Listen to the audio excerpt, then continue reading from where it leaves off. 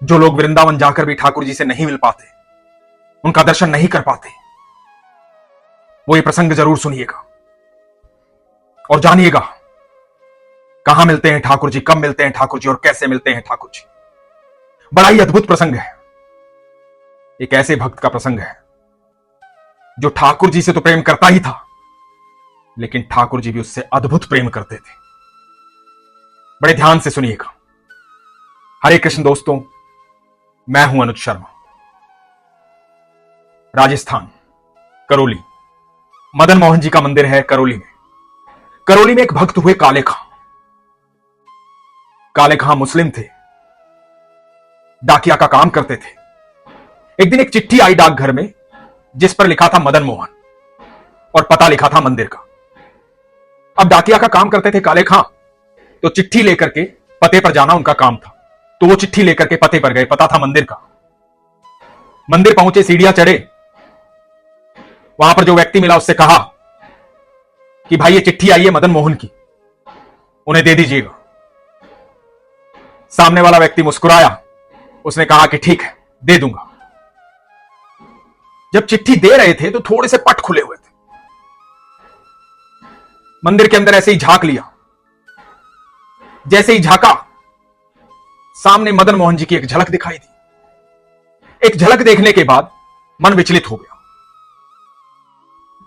मन में आया कि कौन है जो भीतर है, हाथ में बांसुरी है, मोर पंखधारी है, इतना सुंदर है, कौन है ये? वापस सीढ़ियां उतरने लगे। काले खां का मन विचलित हो गया, पैर डगमगाने लगे। समझ में नहीं आ रहा था ये अचानक से हुआ क्या, किसको देख लिया। इतना मनमोहक, जैसे पल भर में चित्त चोरी कर लिया हो। ऐसा लग रहा था जैसे सब कुछ यहीं रह गया हो, बस एक छोटी सी झलक पाई थी। बड़ी अजीब सी लग रही होगी ये बात, लेकिन जो भक्त वृंदावन जाता है, एक बार ठाकुर जी को देखता है, खो जाता है, उसी का हो जाता है। इसीलिए कहा जाता है कि वृंदावन जाने वाले, ठाकुर जी से मिलने वाले जब वापस लौटते हैं तो सिर्फ शरीर वापस लौटता है, दिल वहीं रह जाता है। बस यही बात है ठाकुर की। जो एक बार देख लेता है बस देखता ही रह जाता है। माखन नहीं चुराते, वो चित्त चुरा लेते हैं। चित्त चोरी हो गया था काले खां का। मन विचलित हो गया था, डगमगाते हुए पैरों से आगे बढ़ रहे थे। बार बार सोच रहे थे कौन है, किससे पूछूं। जानते थे हिंदुओं का मंदिर है, पर वो कौन है? अब दोबारा कैसे आऊंगा, कैसे देखूंगा? घर चले गए। बड़े अच्छे व्यक्ति थे, अपने धर्म में पूरा विश्वास था, समय पर नमाज पढ़ते थे, दुआ बंदगी करते थे, बहुत अच्छे स्वभाव के व्यक्ति थे। सब जानते थे बड़े अच्छे स्वभाव के व्यक्ति, बड़े ईमानदार थे। लेकिन आज जो है शांत हो गए। आज दिमाग काम नहीं कर रहा था। आज ऐसा लग रहा था जैसे दिल थम गया है, सब कुछ रह गया है वहां। अब एक झूठी चिट्ठी लिखी मदन मोहन के नाम, क्योंकि ये तो पता था कि मदन मोहन तो वहीं रहता है। अब चिट्ठी लेकर फिर पहुंचे, फिर एक हल्की सी झलक पाई, बस रुक गई सांसें, शरीर कांपने लगा। आज फिर वही हुआ, फिर लौट आए। अब झूठी चिट्ठियां लिखने लगे। एक दिन मन में सोच लिया कि आज पुजारी जी को बोलूंगा कि एक बार द्वार खोलकर दिखा दे कौन है। बड़ी हिम्मत से जाकर के पुजारी जी से बोले कि जो अंदर है, जो बंसी बजा रहा है, सर पर मोर पंख है, एक पांव पर खड़ा हुआ है, ये कौन है? पुजारी जी मुस्कुराए। पुजारी जी ने कहा कि यही तो है मदन मोहन, जिनके नाम की चिट्ठी तुम हमेशा लेकर आते हो। एकदम स्थिर हो गए। ये है मदन मोहन? पुजारी जी ने कहा कि हां, ये है मदन मोहन। तो एक बार हमें भी दिखा दो, हमें भी मिलवा दो, हम भी मिलना चाहते हैं मदन मोहन से। पुजारी जी जानते थे कि मुस्लिम है, दूसरे धर्म का है, नहीं चाहते थे कि वो मंदिर में आए, इसलिए टाल दिया, कह दिया कि अभी तो नहीं जा सकते, अभी वो व्यस्त हैं, अभी आप जाइए। काले खां मायूस होकर के आ गए। अब जब भी जाते पुजारी जी को समझ में आ गया था कि मदन मोहन को देखने आते हैं। अब द्वार बंद रहते थे, काले खां मदन मोहन जी को नहीं देख पा रहे थे, उदास हो गए। अपने घर में अपने कमरे की खिड़की पर बैठते थे, सामने पेड़ पर मदन मोहन बैठे दिखाई देते थे, हर जगह मदन मोहन दिखाई देते थे। इतने प्रेम में डूब गए, चित चोरी हो गया, अपने दफ्तर जाना बंद कर दिया, काम काज छोड़ दिया। मन में बस एक ही बात चलती थी, मदन मोहन को देखना है, उनको देखना है। मन ही मन बोले, मैं कितना प्रयास कर रहा हूं आपको देखने का, आपसे मिलने का। मैं जिस भी धर्म का हूं, जिस भी जाति का हूं, जो भी भक्ति मैंने की है, उस सारी भक्ति को आपको समर्पित करता हूं। एक बार दर्शन दे दो, एक बार मिल लो मुझसे। और यदि नहीं मिलोगे ना, कुछ खाऊंगा नहीं मैं। भूखे प्यासे बैठ गए। 1 दिन, 2 दिन, 3 दिन बीत गए। तीसरे दिन की रात्रि थी, बेहोश हो गए, मूर्छित हो गए। 3 दिन से भूखे प्यासे थे। इधर मंदिर में मदन मोहन जी के यहां रात्रि में बंटा भोग रखा जाता है। ठाकुर जी का भोग रखा जाता है कि रात्रि को ठाकुर जी को भूख लगे तो भोग लगा ले। इधर काले खां अपने कमरे में मूर्छित पड़े हुए। अचानक से रोशनी होती है, काले खां की आंखें खुलती हैं और सामने देखते हैं घुंघराले बालों वाला, मोटी मोटी आंखों वाला, मोर पंख लगाए, पीतांबरी धारी, मुस्कुराते हुए,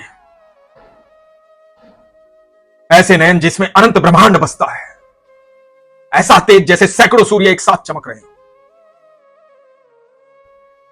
जो कभी किसी की कल्पना में भी ना हो, ऐसा अद्भुत तेज। सामने खड़े हैं मदन मोहन, हाथ में बंटा भोग लिए हुए, और बोलते हैं, काले खां बैठो, भोजन कर लो, मैं आ गया हूं। और अपने हाथों से काले खां को भोजन करवाते हैं, अपना भोग खिलाते हैं। बड़ा स्नेह है, बड़ा प्यार है, भक्त और भगवान का मिलन है, अद्भुत मिलन है। काले खां ही वो भक्त हैं जिन्होंने कहा था, हो सकता है मैं दूसरी जाति का हूं, हो सकता है मैं दूसरे धर्म का हूं, हो सकता है कि मैं वो रीति रिवाज नहीं जानता, मैं वो नियम नहीं जानता, मैं उस तरीके का नहीं हूं, लेकिन तू तो जगन्नाथ है ना, पूरे जगत का नाथ है। जब तू पूरे जगत का नाथ है तो तू मेरा भी नाथ है। ऐसे अद्भुत भक्त काले खां। काले खां भोजन करते करते मूर्छित हुए। इधर सुबह हुई, मंगल आरती का समय हुआ। गोस्वामियों ने देखा कि भगवान का बंटा भोग जो रात को रखा था, वो बर्तन यहां नहीं है, वो सोने का कलश यहां नहीं है, कहां गया? चोरी हो गया। चारों तरफ हाहाकार मच गया, बात आग की तरह फैल गई। सब तरफ बात फैल गई कि भगवान का कलश चोरी हो गया, सोने का कलश चोरी हो गया। मंदिर के बाहर भीड़ इकट्ठा हो गई। इधर काले खां को होश आया, बात यहां तक पहुंची। उधर मंदिर के बाहर भीड़ खड़ी हुई है और सीढ़ियों में हाथ में कलश लिए हुए काले खां चढ़ रहे हैं और कह रहे हैं कि ये लो, ये गुम हो गया क्या? बस ये देखते ही सब चिल्लाने पड़ते हैं, ये चोरी करके ले गया था, ये दूसरे धर्म का चोरी करके ले गया था, मारो इसे। लोग पकड़ते हैं, मारने लगते हैं। काले खां बोलते हैं कि मैंने चोरी नहीं की, चोरी तो तुम्हारे मदन मोहन ने की है। सब हैरानी से देखते हैं, बोले चोर मैं नहीं हूं, चोर तो तुम्हारा मदन मोहन है। इसने मेरा चित्त चुराया है,